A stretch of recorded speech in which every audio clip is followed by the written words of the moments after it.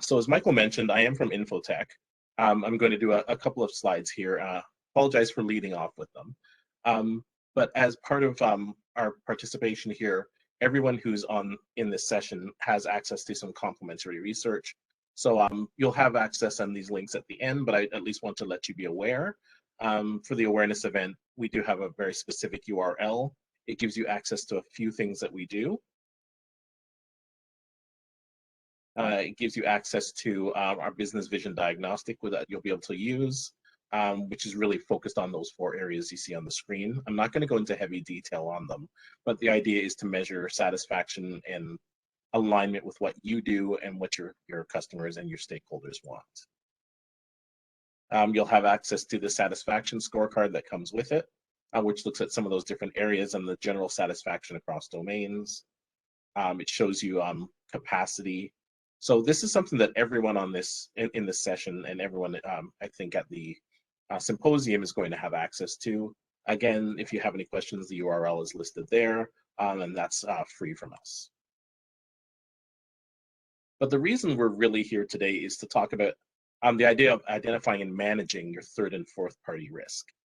And it's a very broad area, and I find it's always useful to just start with the basics of what is third and fourth party risk. So the breakout is really covering a few areas. One is, what is third and fourth party risk and what does it really mean? Most people do have a basic understanding of that. What does the overall third party risk life cycle look like? The areas where we have to interject risk. What are the current drivers of this? And really get into some of the things that we need to do, some of those tactics, some of the approaches. I know Michael did mention a lot about really looking at it from a cybersecurity aspect, which is really the focus here in terms of breaches and ransomware and things that we can protect. Once third and fourth party risk is a really broad intersectional type of risk area. So we're going to cover a lot of things that are going to intersect with that you have to consider as well. Okay. So third party risk, really simply, it's just risk related to your use of vendors, your use of third parties. That's any suppliers, vendors, contractors, managed service providers, anyone outside of your organization who's implicated or part of your delivery of your mandate, delivery of value, delivery of some of the core outcomes that your organization's trying to achieve. So it really is focused on how they relate to your work, how they relate to what's important to you, and what risk that implies for your organization. So we always have some very specific questions, some key things that we're always trying to understand. First and foremost is, where are they actually, where are they critical to us? What do they do that is really important or touches on the things that matter most to us? So understanding their place in the criticality of things you do is one of the most important things you need to do. Understanding how many vendors you actually have. A lot of organizations are very siloed in their handling of vendors, so they don't actually have a real view of the vendor landscape of their organization. They don't understand their third parties. They don't know how many they have. They don't know how many are redundant, are duplicates doing the same things. So there's a very strong lack of understanding just in terms of how many third parties are being used to produce things of value. We start with, do we have actually contingencies, that should be a G in there, in place if something should go wrong with one of these third-party vendors. So if they're critical to our success, do we have a way to mitigate risk? Do we have contingency plans in place? And I'm going to talk a little bit about how this has become a bigger issue. Like I said, if someone wants to, if there's a question and someone can actually speak to it and raise them, I would really appreciate that. I can see the chat, but I have no reading glasses on, so I'm going to miss some of that. Do we understand how our third-party vendors interact with us and also how they interact with each other? And so how secure and viable are they? If they're critical to us, are they a viable organization? Are they secure? Are they going to be able to meet our needs? And are they presenting a larger risk than they're worth? So a lot of what we're doing in third-party risk is understanding the categories of risk in our organization and how these third parties affect them in terms of our ability to operate, our financial viability, our ability to achieve our mandate, our ability to protect things that matter to us. Where that gets a little more complex is when we get into fourth party risk. Valence, This is, we did have a quick question. I don't know if you want to take these as we go. I think you yeah. mentioned. So, Brad Gibson had a question. What's the best way to audit the organization for third-party application usage? Excuse me. There are a few different ways. Yeah, usually you're looking at some type of an application rationalization exercise. So a little bit of planning on going through all the different business areas, going through the key stakeholders, sort of cascading down into the business functions or the functions that they're operating, and start distilling that down into the applications in use. You're going to wind up with generally you wind up with a lot of overlap, but the first thing you need to understand is why they're used, what their value is, so that you can also look for redundancy of execution. So do we have 5 groups trying to do the same thing with 5 different applications? And at least it gives you the ability to rationalize that. That volume is a risk to the organization. It's also a cost to the organization to do the same basic thing 5 different ways. So there's that aspect. There's auto discovery. Some people use that to map out their product and service chains. If you have a product owner, someone who owns a roadmap, and platform owners, you can use them as well. So it depends on how you're built in terms of delivery and what you produce. But it's going to be a combination of product and service owners, business function owners, auto discovery if it can track and map through your value streams and understand what's being delivered. So a lot's going to depend on your capability and the level of need that you have. Sorry, I'm hoping that answered the question. All right. So when we get into fourth party risk, this is where it adds another layer of complexity. Here we're looking at the risk applied to our organization because of the suppliers of the people who supply us. So we're really looking at what risk do we have because of the subcontractors or the suppliers of the vendors that we directly engage with. And this has become much more of an issue. So what we're trying to understand is, how do those key fourth parties for our third parties affect us? So how does it affect our provider's ability to function and provide what we are contracted to get from them? We're also trying to understand concentration of risk. Okay, one thing you sometimes see is we have a whole bunch of third-party vendors. What we don't always understand is sometimes there's an intersectionality in terms of who supplies them. So even though we have 5 vendors here, 3 of them are using a similar subcontractor, which represents a risk because knocking that one out takes out functionality across a lot of different domains. We saw that with semiconductors recently, and how many different industries and how many different parts of organizations are hit because of the gap and the inability to produce semiconductors that affect all different types and parts of the organization and its supply chain.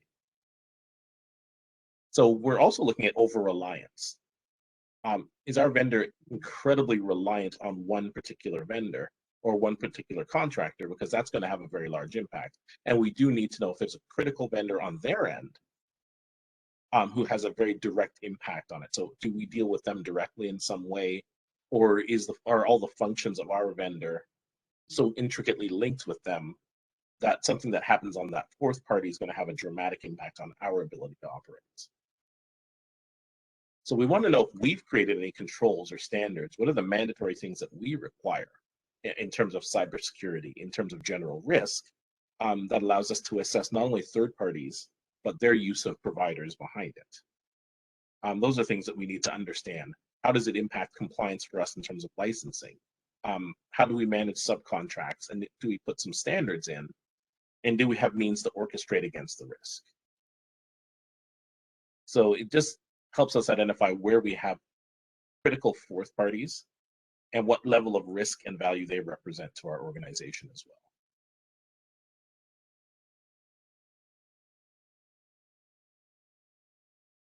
So when we talk about the complexity of the vendor landscape, if you sort of look at this, and I used UpGuard's image just to illustrate it, but the idea really is you have a whole bunch of third parties directly connected to your organization, but they've got their own massive sequence of fourth party vendors that they leverage as well. And you can see how that sort of spreads out as a spider web. Now, if you expand that out and start thinking that, I think on average, most companies are running over 100 vendors. And it's going to vary up and down depending on your complexity. But if you have vendors across your whole landscape and each one of them has fourth-party vendors, you're going to wind up with this massive spider web of third-party risk that you have to manage because there's such a spread and such a complex web of vendors and third parties that you're dealing with. If you add to that the fact that some of those fourth-party vendors are going to start to intersect, you're going to see certain ones that are used by more than one third party or more than one area, then you've got, again, a different quantifiable risk because you're seeing that type of intersection. So just the idea that this type of complexity in terms of the vendor landscape and the third-party landscape is growing. And it's grown significantly in the last 2 years. It really highlights the need and the drive towards being able to do third-party risk management effectively and manage your fourth parties through that context. So within the life cycle, there's really a few areas where you're managing risk. It's going to start off with just the idea of, your sourcing and selection. How do we actually bring on and select vendors? How do we assess vendors for fit and make sure they're good for us? I'll take questions as soon as I sort of talk through the flow here. What are the risks involved with our intake and onboarding of vendors? And also the integration and orchestration of them into our systems, into the flow of work that we do, into the service delivery and the service levels we can provide. How do we do risk scoring and assessment of controls, the ones that apply internally and that apply to the vendors? How do we actually monitor risk from them? So if we've identified third-party risk and controls and fourth-party risk and controls, do we have the ability to actually monitor that, look at performance, get attestation back, and validate that these things are being handled? And risks when we go into offboarding and termination of third-party contracts and their associated fourth-party integrations. There's a lot of risk associated in each one of these key stages of third-party vendor management. Sorry, Seth, did we have a question?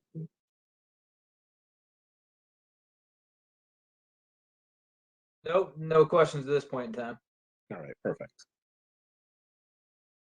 All right. So the idea then is, why has this become so important? We know it's been growing in importance over the last little while, but why has it become such a big driver?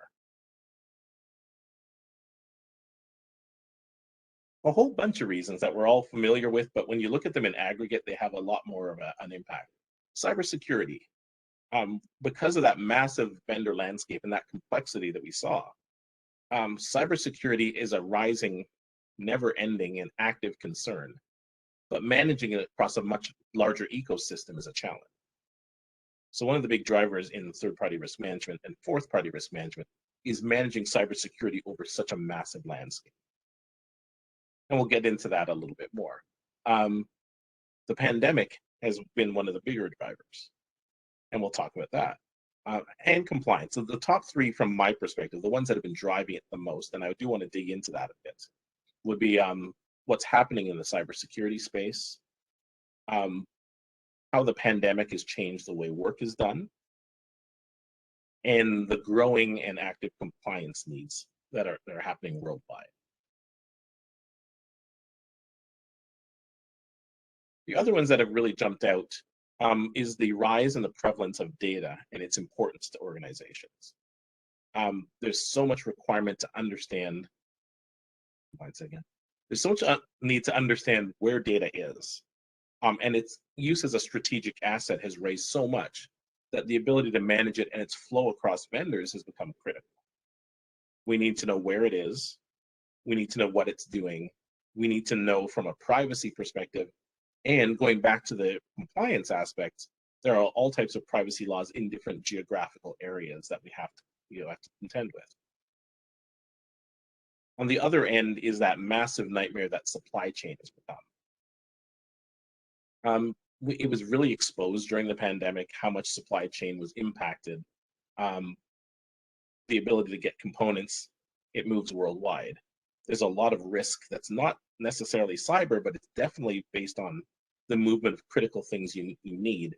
And it does have a cyber and a security element if the things I need to protect my organization are not available, or they're delayed by the inability to cross a border, due to a very complex supply chain, due to gaps in the supply chain and what people can deliver. So we saw supply chain issues drive the ability and the need to manage risk across that entire landscape. Our fourth factor should be just general complexity. The more we've moved to cloud, the more we've moved to third party as our means of execution, the more they're directly involved with our provision of value, the more their risks become our risk. And if the more that we can't separate the risks to that organization to the risks to our organization, the more important it becomes to manage the third parties effectively.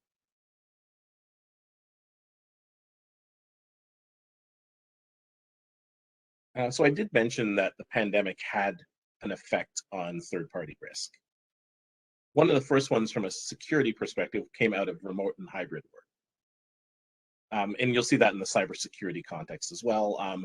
The idea that people are working from home, working remotely, working all over the world, that security edge, that landscape of security and those endpoints have spread out so dramatically, and they're running through so many different means of entry that the ability to manage that has become critical from a risk perspective. Your risk is just that landscape of risk, and the number of entry points creates a whole different level and a whole different likelihood of a risk happening from a security perspective. If we think of risk just generally as, likelihood and impact, the likelihood that one of those endpoints will get compromised is much larger at this point because of everyone using their own internet provider, sometimes their own devices, and what we're able to control in terms of what type of security they have on it. So the ability to control that and manage that has become a very big issue, especially with hybrid work, with people moving back and forth as things open up. I have my system at home, now I have my system on the network at the office. Same system, different internet, different risk. As I mentioned, COVID has driven a reliance on third and fourth parties. In a lot of cases, that was the only means of actually doing work for a while. So you had to work through cloud providers. People moved to cloud, they moved to different methods of provisioning and execution. Well, what happened with COVID especially is that people had to move that way for continuity. They had to move that way to survive. What they didn't have time to do was manage risk. Risk doesn't matter. If you have to move or you die, you move. Later, you have a chance to come back and say, well, here are all the unmanaged risks. COVID also exposed elements of risk that organizations didn't realize they had. There are risks to continuity, risks to insurance, which is insurance didn't apply for things like this, and didn't apply to their vendors who were not protected against this. So even though we might have had insurance against our continuity and for something as big as a pandemic, many of our suppliers didn't have it. Some of them might have gone out of business, and that impact on our ability to deliver without contingency became a problem. So all those factors from the pandemic exposed a lot of third-party risk and created new ones for organizations. Valence, one other question that came in from Sherry Brooks. What is your recommendation for when to include the request for third-party assessment and or vendor questionnaires during a competitive procurement process? Competitive procurement, I try to get the vendor assessment done reasonably early in the process. There's certain things you'd want to understand with the vendor as soon as possible. One of them, and I know we'll talk about it later, but one of the things I want to know is fit. Do they fit with us culturally? Do they fit with us ethically? There's certain things I want to understand reputationally. If we have a reputation of being one way, we need one from a social perspective, even beyond the technology. I want to make sure the vendor doesn't have any, skeletons in their closet, reputational issues that are going to transfer to us as we start working together. So whittling down my vendors starts with an understanding of them, that early due diligence that you have to do just to reduce that landscape and figure out who you should be potentially dealing with. So I'm a big fan of due diligence early, some type of a due diligence checklist being used. And then you can get into core assessment. Once you've reduced that number, now I can assess them against the the controls of the risk we have to manage. These are things we have to take care of. So now we can see how they handle it and what level of risk they represent to us, even before I ever get to the onboarding aspect of it or selection. If you have existing vendors, then it's another sequence of how often are we going to do this? And that's also a really good reason why we want to look at how many vendors we have, because we want to look at and don't want to start sending multiple surveys, multiple assessments to the same vendor, because they're touching on a lot of different areas.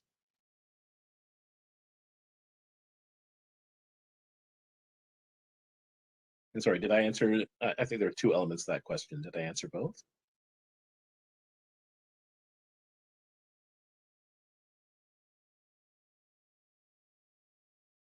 I believe so.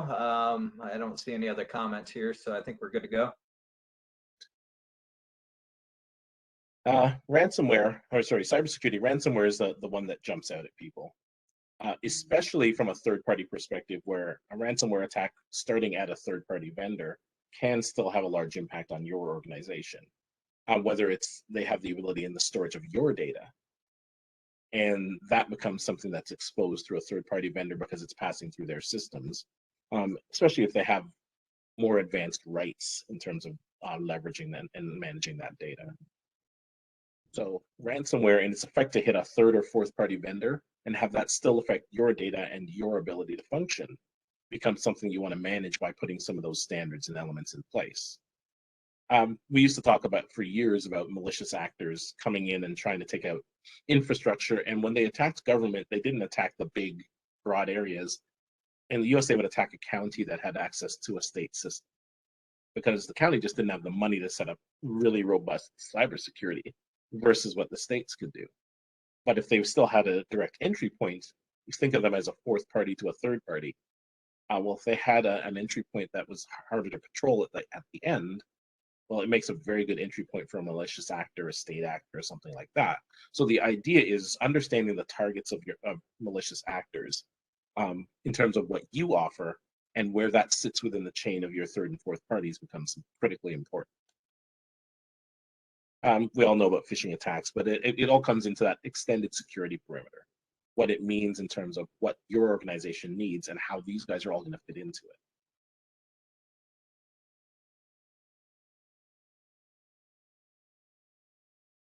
And compliance is, I find it's the bigger dog in the room that people don't, I mean, we think about it, but we don't always get the implications.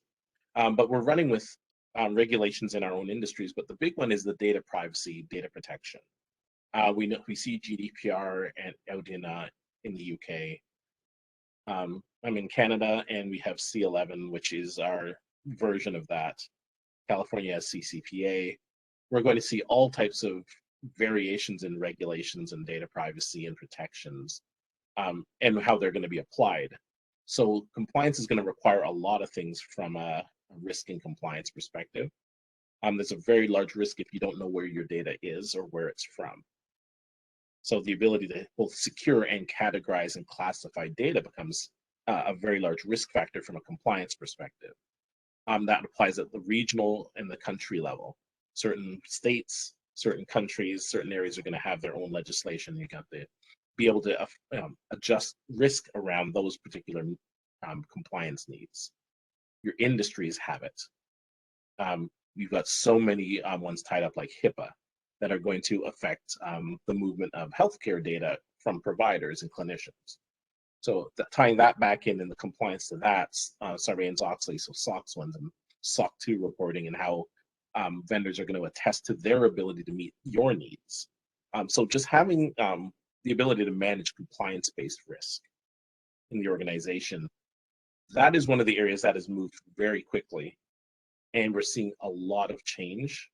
We're starting to see movements toward things like risk and compliance by design, and automated risk detection, just to handle the shift and what it implies across your organizational stream of work.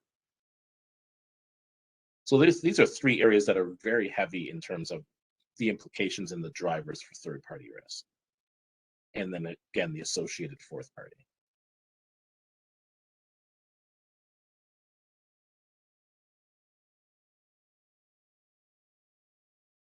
So our constraints and considerations.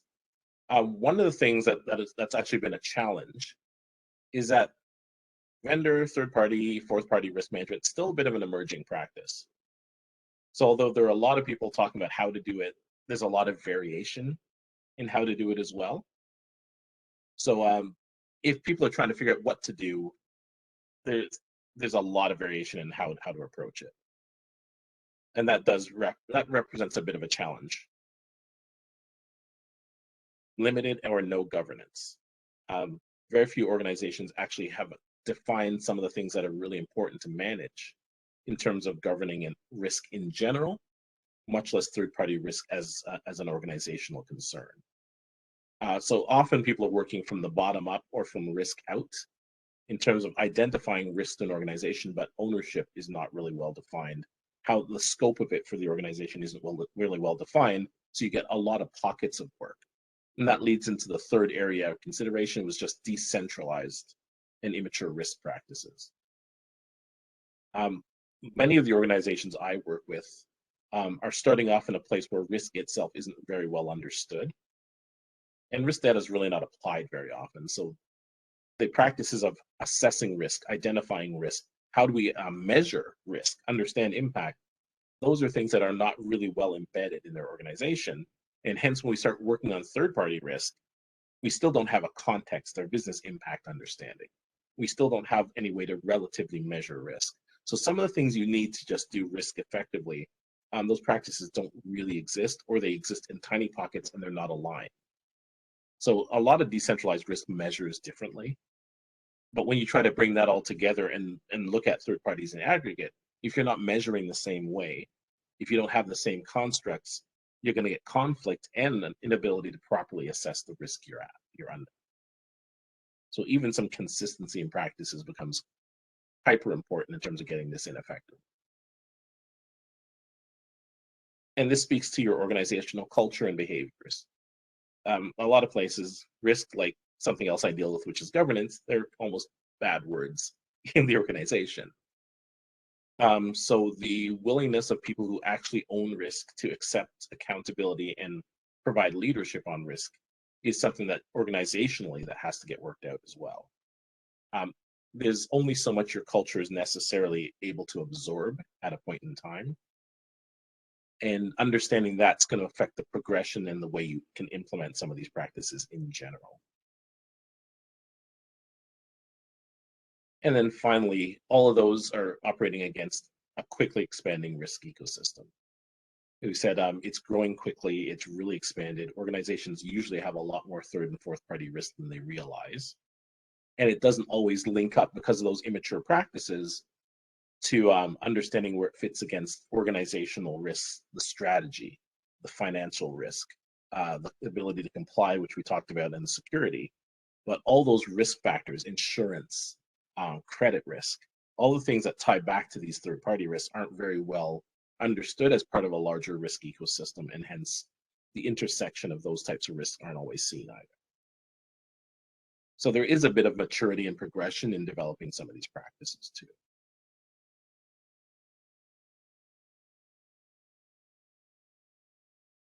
All right.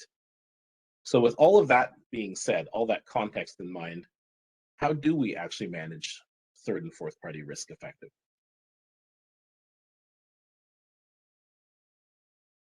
Well, just like we had that set of chevrons that talked about that life cycle, there really are 6 areas that you want to focus on.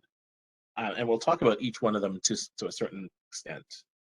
But there are elements you want to do in terms of how you govern risk and third party risk in the organization. We need to understand what that looks like and how that's going to be done. Second, and we touched on a little bit earlier, we want to look at due diligence and general assessment of vendors. So can we perform proper assessments? Can we do our really good set of due diligence? Can we put reasonable checklists in? What are the things we need to do to understand our vendors? The third part is really getting a proper inventory, which we were talking about.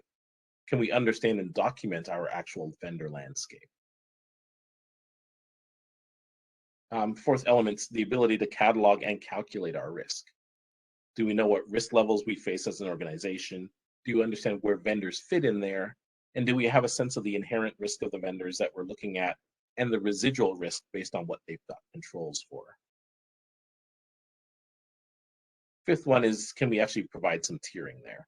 Can we identify, based on what's critical to us, which vendors are involved, and use that as a basis for which vendors we have to manage most? It's very likely with most organizations that you're not going to have the resourcing and the bandwidth to manage everybody at the same level. So you need to dedicate and allocate your time to the ones that matter most.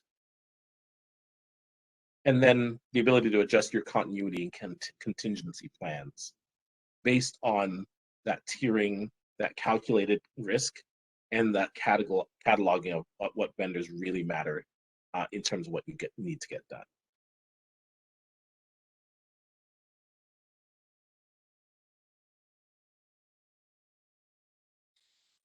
Now, this topic I could talk about all day, but I'm not going to. One of the very first things you have to do with any type of program is establish how it's going to be governed, and third-party risk and risk in general is no different. One of the the idea of governance, at least from a risk perspective, is to ensure that you understand and surface the risks that you have, you understand their impact to the organization, and you can manage them effectively. So you can minimize impact, minimize likelihood, and optimize the opportunities you get when you make risk-based decisions as well. Not every risk has to be mitigated. Some of them are worth accepting, and some of them are things you have to take. Risk has this little inverse element where it's not just negative risk, but it's positive opportunity through risk. So understanding what's a purely negative risk scenario that you have to deal with versus where risk represents or identifies an opportunity comes with the maturity of your third party and general risk practices. And that comes out of governance. Just having a basic sense of and defining ownership and accountability. Who's accountable for third party risks? Where does that reside? Where do decisions take place? Those are things that have to be decided. What's the scope of what your third party and fourth party risk management is going to cover? What capabilities do we need? What is our organizational appetite for risk, and what's an acceptable risk look like? These are all things that are foundational. What are the behaviors we consider risky? How do we make decisions in line with our posture? And do we have an enterprise or organizational strategy for risk that should apply here as well?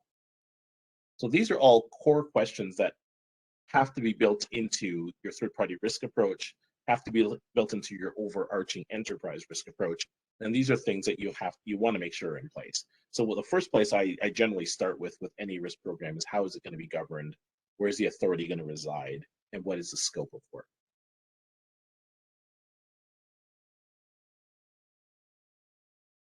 For people who really get bugged by spelling errors, I do notice them. And strategy is not a thing.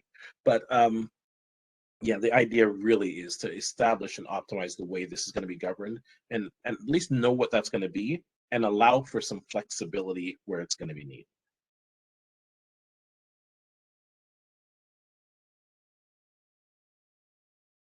And sort of to layer onto that, understand the scope, because the scope of your third-party risk program or your risk management program, if it's all going to be rolled in, I don't know how many people are going to be doing this in isolation, or this is just going to be part of their larger enterprise risk structure, or if you don't have anything at all. But one of the first things you need to do, especially if it's new to the organization, is define a scope and make sure you understand what can and can't be done with your current level of buy-in and commitment and the current level of resourcing that you have. And the requirements you're going to have from a capability perspective. Because you need all of that to manage expectations and manage timelines. You want to look at tooling options. One thing I really wanted to cover and think is really important, and it's not necessarily talked about enough, is how critical proper tooling in terms of the ability to do assessments, to do audit, to track third-party risk, how important it is to third and fourth-party risk to have tooling and automation available to you. Not because I'm the biggest tool advocate in the world, but because the landscape is so big that it becomes incredibly difficult to do manually. As you get better at this, your scope gets too. So if you don't have something that can do some of the legwork and some of the monitoring for you, it's going to become more and more difficult as complexity rises. So if you have 3 or 4 vendors, you don't need it. If you have 100 vendors and they have 50 subcontractors, the ability to manage that, 5,000 points of second or third and fourth party vendors, that's going to be a bit of a problem. So even if you whittle that down, you wind up with 1,000 that matter in a large organization. That's a lot to manage with what usually winds up with being a very small team. So structuring how you're going to review and monitor and get attestation back based on your needs becomes a part of how we establish what this structure is going to be and what type of resourcing we're going to need versus the amount of resourcing we're likely to get. I'm just curious in terms of the people who are here today, how many people actually have a dedicated team for third-party risk? How many people is this new for, and what type of commitment are you seeing at an organizational level?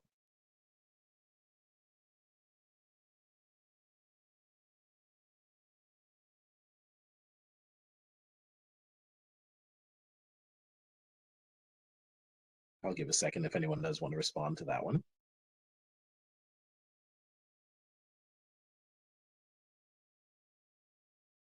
Couple responses, no dedicated team. We're new to this.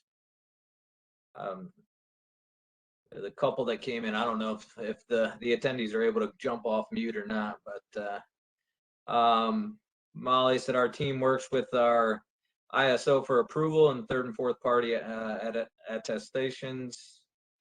No team, we're new to this. Okay. Yeah, lots of new to this. Okay, and that makes sense because that's common, I would say.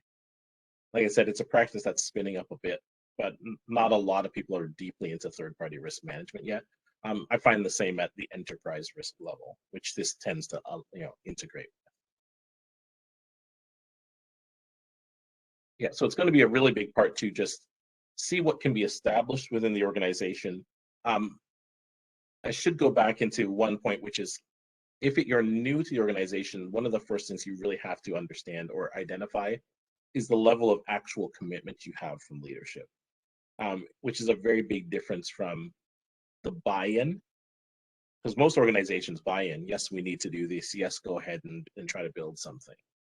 That is entirely different than, yes, we are going to build it, yes, I'm going to eliminate roadblocks, yes, I'm going to support it, and yes, I'll put money towards it. So buy-in is easy. Commitment, which is what you're going to need to really expand this, is hard. So understanding if you have true commitment from key stakeholders or not, that's going to identify how quickly you can establish a practice like this, or if it's even going to start from the bottom up in different groups, and how do we sort of work with that.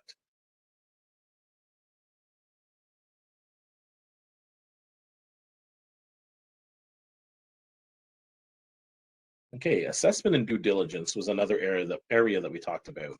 And the idea of this really is, and it's one of the key things that you want to do, is just ensure the vendor is a fit and is suitable for your organization.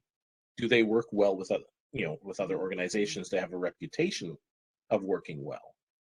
Like I said, are they a good fit for us from an ethics perspective, in terms of our social posture, from a branding perspective? So I want to understand if there's a reputational risk factor tied back to our third party as well, and to their third parties, or so our third and fourth party ecosystem.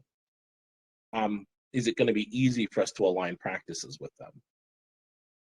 Sometimes there's a benefit here of we aren't very mature, but they are, and we might be able to leverage practices, and that might be something that we assess. We might be able to leverage their skill in this area to help us orchestrate and integrate some of these practices. We want to understand if they can meet our service needs, because that represents a different level of risk. And all of that will help you understand, if you choose to go with someone, what are the contract terms and language you're going to need to manage risk from them. So we want to understand what their posture is, if they're a good fit, if they meet our needs, and then we can actually dig into how we would actually, what language we might need moving forward as well. So we normally would focus due diligence in a few areas. And these are some things I want to talk through, but things I would want to understand about an organization. First, I'd want to understand their leadership and their structure. So is it stable? What type of leaders are we dealing with? Are they innovative? Are they risk averse? So how much can I understand about the way that their organization works? Do they do a lot of mergers and acquisitions, things that are going to impact their stability, that's going to impact their practices, going to potentially introduce risk due to new integrations with organizations they bought or merged or acquired? Can we get references? If it's a managed service provider, can we talk to other people who work with them in terms of some of the ways they handle risk? Do they have a good forward-looking strategy, or are they sort of flailing because we want to know if that organization is going to remain viable based on the fact that they're likely to exist longer than, they're not struggling? Because you don't want to put a lot of your third and fourth party eggs in with an organization that may not survive. So those are some of the organizational details that I would look at from that perspective. From a cybersecurity and risk perspective, I would go slightly different. Do they have a history of data breaches? What level of compliance reporting do they have in place? Can we see a sample of their, do they already have SOC 2 reporting? Can we see what that looks like? Do they have reporting for any other potential? Do they work with Department of Defense? Good. Do they have CMMC levels that I can see how they attest against it? So based on what they have, do they have compliance reporting we could review to see how they, the controls and the structure they have? What type of penetration tests have they run on their systems, and can we see those? How about awareness training and security awareness? Did they run those trainings? What type of results they get when they tested their staff? So I need to know their internal practices. Organizational risk practice maturity. Do they actually have risk management in their organization? What level of maturity does it run at? Because I need to know if they know how to manage risk effectively. And then their ability to meet our requirements from a compliance perspective, because that's going to speak to the amount of residual risk we're going to be facing with them. So all of these factors and others that we want to understand from a risk and a cybersecurity perspective specifically. So if I was going to build a due diligence questionnaire, these are areas that I would actually have questions about. From a financial position, are you solvent? How financially viable are you? If they're running out of money, there's a potential risk there. And we want to understand that over time. So are they having cash flow issues that would affect their ability to do some of the things we need from them? Do they have a heavy batch of loans and obligations that would create a conflict of interest potential? What's their credit rating? Do they have proper insurance in place that would protect us if something should happen to them as well? So from a financial perspective, I would want to understand the viability of, just like it ties back to strategy and future direction. I used to work with clients with GRC tools as well as certain service management tools. And one of the first things I want to understand is what's their future strategy, and how dedicated are they to this element of work? It's very similar from a risk perspective. I want to understand, are they viable? Do they have a strategy that they're driving towards? And do they have the ability to manage risk effectively in those three areas? Fourth would be on the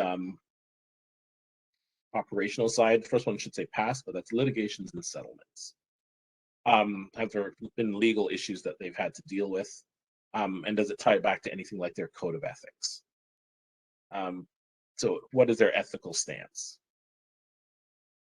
I would want to know a bit about their disaster preparedness. So do they do good business continuity, disaster recovery? How do they plan for those types of things, and do they do it effectively? I check on retention rates of key employees, because that speaks to resilience as well.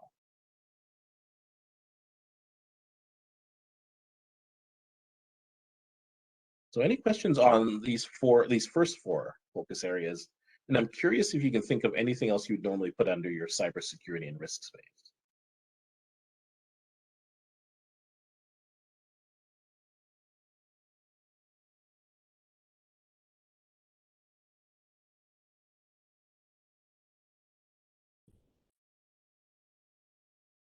Okay, so I'll let you consider that. I'll go through the last two areas.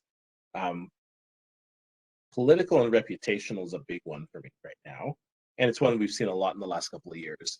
Um, are they known for any unfair work practices, um, whether here or abroad, for example? What's their posture on diversity and inclusion, and how does that align with your own posture on that? Are they receiving a lot of negative press? Where do they sit from a social perspective? Um, do they have any interactions with anything that would affect your reputation, basically, or would not align well with your reputation? So what type of alignment do they have with organizations? Are there a lot of complaints about the organization from customers? So is there anything in their interaction with teams or organizations that would be a red flag for you?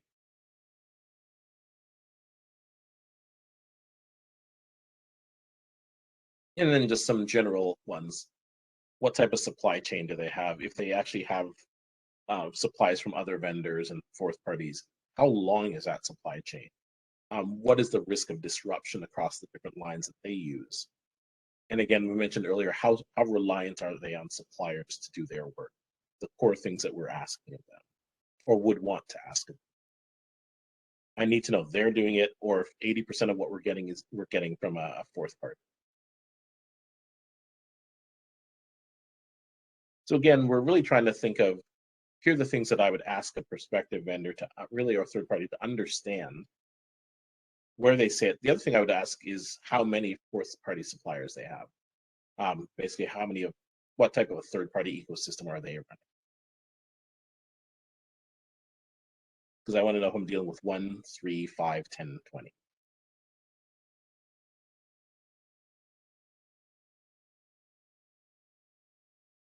One thing that's not on this that I sometimes will check in is just process maturity.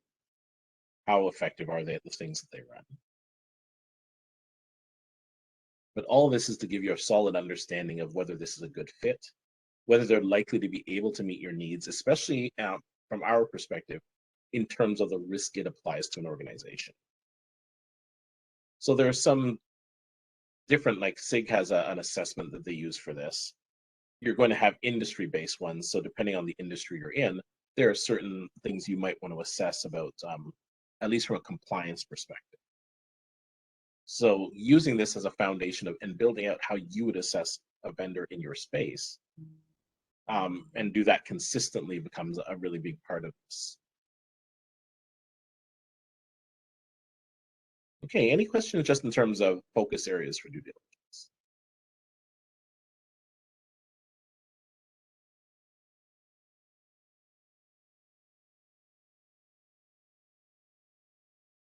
All right.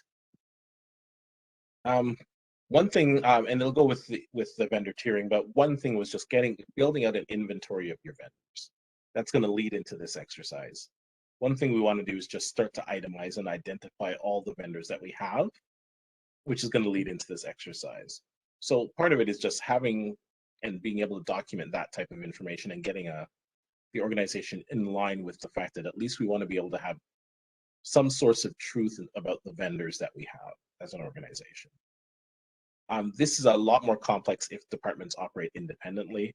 So you'd want some leverage from the top that says at least what we want to do is have transparency. But the first thing you just want to do is start to identify the vendors, what they do, what their value is. And that's going to lead into the ability to do some vendor tiering.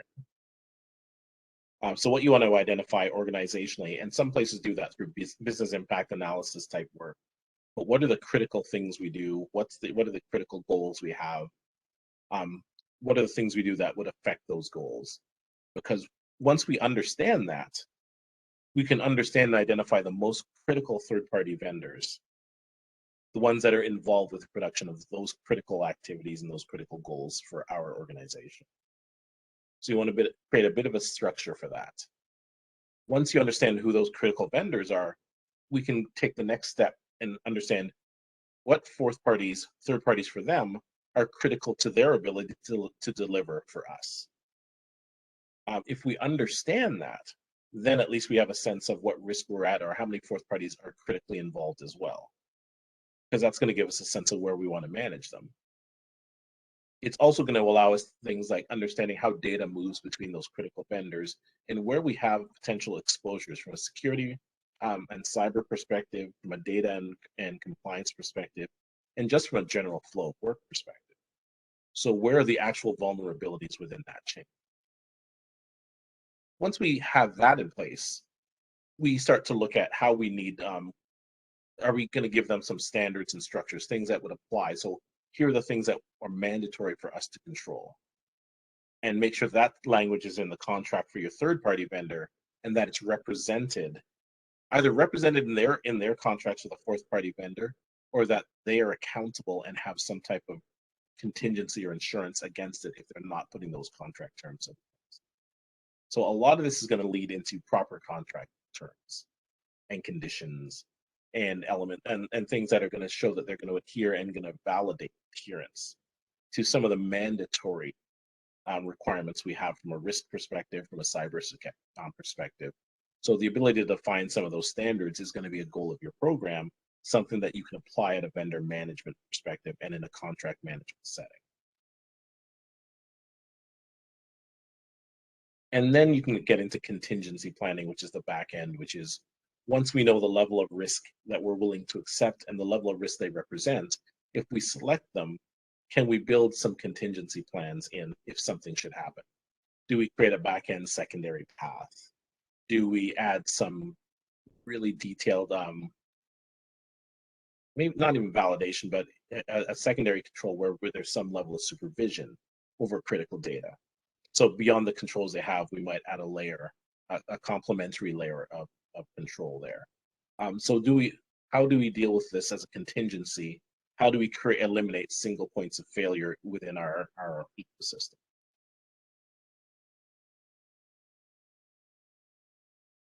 And part of that was, and it goes back into here where we're trying to understand critical vendors, critical parties, and the level of risk they represent. If we wanted to tier our vendors, we probably would do it based on, here are the critical activities.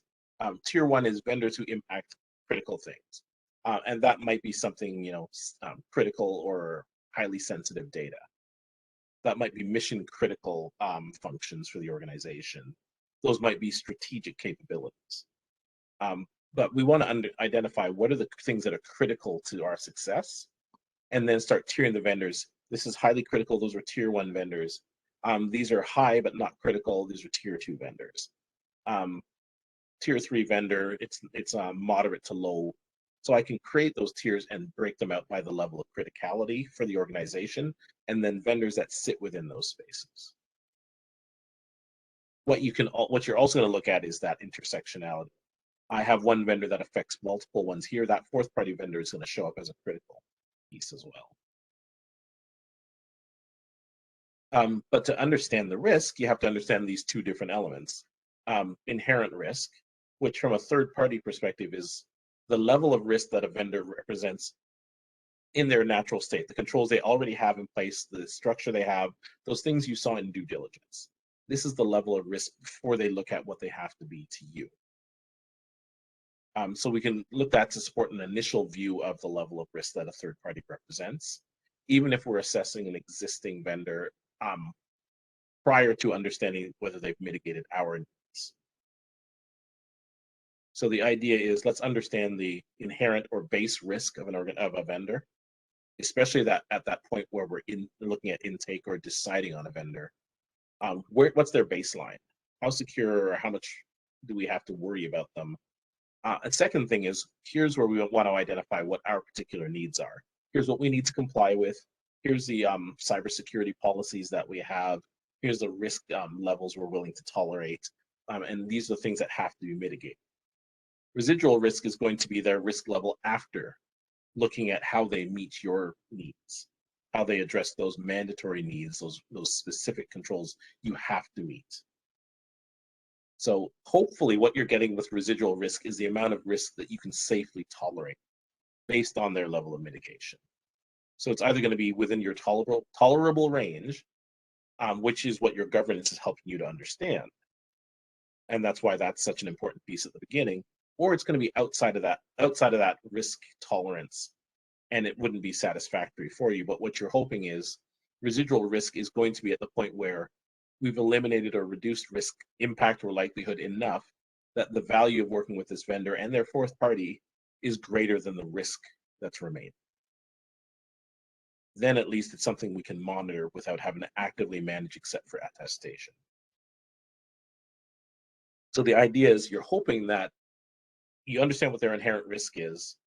That's an initial classification. You're going to look at their ability to mitigate what risks you have. And based on that residual risk, they can be in a critical tier and managed that way and understood, but at least you know that the risk is under control. And that's something you put into monitoring and risk maintenance in that sense. So you want to use it to actively support your vendor tiering, and you want to use it in terms of the level of risk that they represent within that tier. So they're always going to be a critical vendor. They're in your tier one, but within the risks that they manage, we're seeing a low residual risk. So we know that they're highly critical, but their risks are under control. And that gives us some certainty, because if you're going to start anywhere, you want to start with your tier ones, the ones that represent a critical risk to the organization, and make sure they're managed, even if that's all you can do at that point in time. Okay, any questions so far?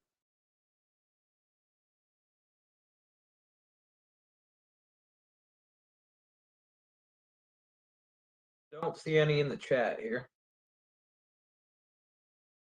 Right. One thing I'll add here, because it's going to be important with third-party risk, is there is a certain point, and it's hard when you're starting off. Risk has a tendency to amplify, in terms of one risk will amplify another risk will amplify another risk. So once you start looking at third-party risk as it affects the organization, even though you're looking at a low residual risk here, it might be a low residual risk to an organizational strategy or a critical activity. When you're looking at it and it fits into an enterprise risk piece, which is one of the things that your governance is supposed to align with, what they're going to also look at is how many different things impact that risk area. So I have one small residual risk here, but I may have another small one with another vendor to that same strategy, and I might have 10 non-third party risks to that same strategy. So this becomes part of their aggregated view of all the things that affect their strategy, their financial posture, etc. So the importance of having common scales for measuring risk comes in its use across the organization, and also because risk thresholds aggregate. So if I have 2 vendor risk and 5 internal risk, it turns into a much bigger risk organizationally against the same thing. Valence, question came in, and Anthony's asking, are there any specific tools you can share which can help us do what you're talking about here? I know internally we have some tools for risk assessment and risk measurement. There are a lot of tools in the industry, in the GRC space, that do aspects of this. There are some that, something like Diligent and some others, that specifically focus on this, and have the capability of doing third-party risk management. Without going into detail, I could probably name off about 20 good ones in the space for third-party risk, and there are more out there than just that. So there are a lot of groups, a lot of tools that do risk management as a macro thing, third-party risk and GRC really effectively. Yeah, and with a lot of them with automation. I mean, like I said, if I was going to list them off, I could throw out. I mentioned Diligent because I just realized that they bought out Galvanize, but they have it. IBM has one. Cisco has a reasonable one. There's one tied to ServiceNow. There's LogicGate. There's Logic Manager. Yeah, Connected Risk. Audit Board does a good job of this now. OnSpring. So yeah, there's a fair number of vendors. HAMS does it, who do third-party risk management. What you're always looking for is ones that can do that monitoring for you, and that can, once you've identified certain things, can start pulling that information actively. It just saves you a lot of legwork. But yeah, once you have something in place, or once you understand what you need, tooling won't be your biggest challenge. There's a lot of them out there that will serve your needs. You're also looking for tools that have automation capabilities.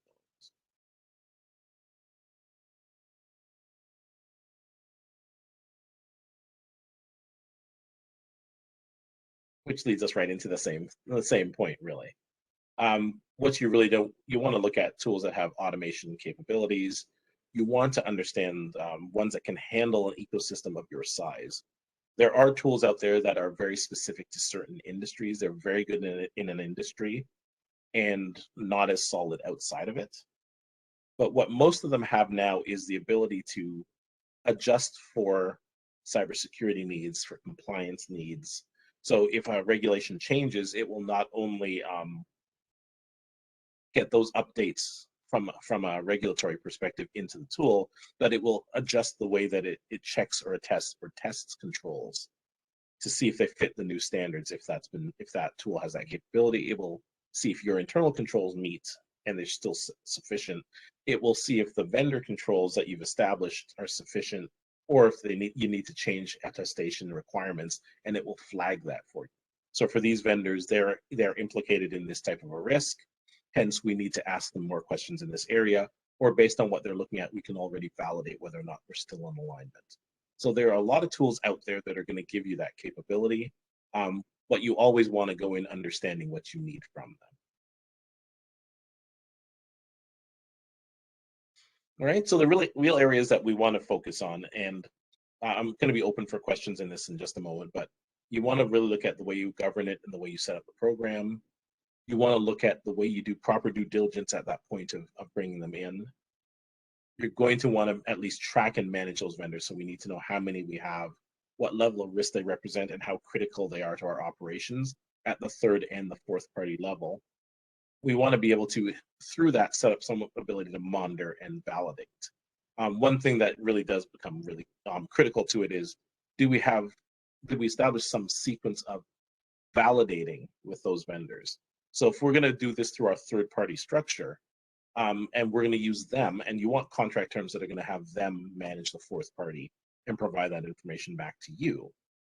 But what you need from them is, how often are we going to run not that due diligence assessment, but a general risk assessment with them? How often are we going to want them to provide us validation that the controls we've identified, the risks we have identified, are being managed effectively by them? And how do we actually work and integrate with them if we change the way we measure risk? If we change our goals and that, or our risk posture, things that are going to alter the way we assess and look at risk and where they fit within that risk ecosystem for us. So we want to be able to understand that, and we also want feedback on when they change. If their work practices change, if they swap out that critical fourth party vendor, we need to understand what that means and how we're protected from it. So those are things I want terms on, even if it involves us having some say in how that work happens. So one of the things, like you said, that you might want oversight in the swap out of a critical fourth party that a third party is running. So you want to have some say in how it's done, how data is moved, what the transition is going to look like. So you're going to want to put some provisions in around that as well.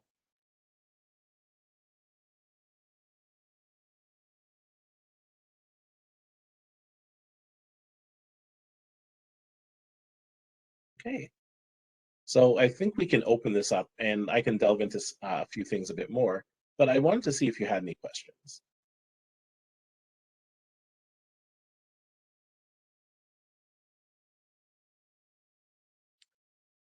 Valence in the chat, I don't know if you'll be able to address, but kind of a follow-up to that tools aligned question. If you had to choose one, what would you recommend? Was the question. I'll start off by being a consultant type and saying it depends, and then I'll tell you why. A lot depends on the maturity of the organization that you're in.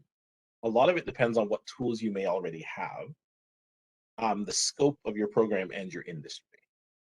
To give you an example, if I was going to use ServiceNow, which I mentioned earlier, in terms of their GRC and integrated risk capabilities, They have the capability in their module to do this very well. But there are two things that become a challenge. One is the upfront lift is heavy. It takes a lot of work to get it to the point of configuration where it's going to do all this stuff well for you. Second, and probably equally challenging, is it's expensive.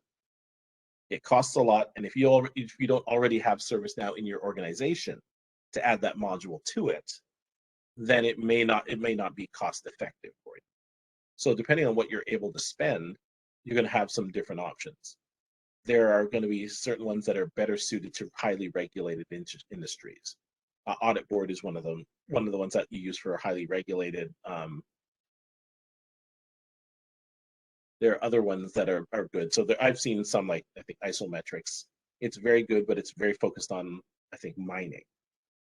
So it's going to be very heavily weighted towards a particular industry. But if you get into the general set, then yeah, you're going to have. I can't say that I have one that I say is significantly better than the others. A lot of it's going to depend. There's probably a subset of 10 or 12 that I think are really good. But each one is going to has its own pros and cons in terms of how it displays information, how good it is with third party, if they have Kappa, the ability to like do automatic attestation and adjustment. So some of them, if you've designed the ability to flex your products and services, and even through your value chain, it can automatically make those adjustments dynamically if regulations change, if risk shifts. But not everyone has that, and not everybody needs that. And if you don't have that design posture, or risk by design in the way you develop things, it's going to have limited value for you. So depending on where you are, there's a solid set of tools that work reasonably well. But I'd have to know more about your context to whittle that down.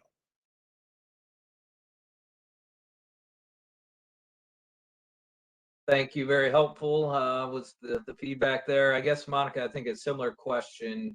I know you just mentioned a couple, but recommend a few good sources or websites to help build out the program. I know you just mentioned a couple, but I'll do it this way. I have to leave with software reviews. That's our own product for reviewing vendors, and we have some stuff in the GRC space. But there are other organizations like Trust Radius that do some assessment of different risk tools, and there's a number of. I can probably put a list together of some different sites that aggregate and look at the different tool sets that are out there that will go into some detail about their capabilities. So here's the capabilities within the tool set, and some of them will give you the ability to rate them against each other. I know ours does emotional footprint too, which is how people who use it feel about the vendor in terms of their support, in terms of their engagement, things like that. So we look at how they do as well as how people feel about it, whether they would renew. But yeah, there are a few different sites that will give you some information there. I keep my own little backlist of tools, capabilities, and it's hard to get costs because they tend to customize them. But the big shift has been to IRM tools, integrated risk management, which are more cloud-based, a little less expensive, not as on-prem. And you even group larger ones like Archer, who've been around forever, have a cloud version or an IRM version of the tool set that they have. So it's not hard to find a list of reasonably good tools in that space. Beyond that, yeah, so like I said, I can provide a couple of different links, including our own, that you might be able to look at, and we can go from there. But I would pay a lot of attention to what their focus is. There's certain ones like Resolver that are really good for security and cyber focused. There are going to be other ones whose primary focus is going to be on risk-based decision making. So they're really good at aggregating data and providing it to senior leadership to make good decisions in the work they do. So if you're really cybersecurity focused and TPRM focused, there are tools that focus there a bit more than others. And you'd want to at least get a sense of the ones that do that better.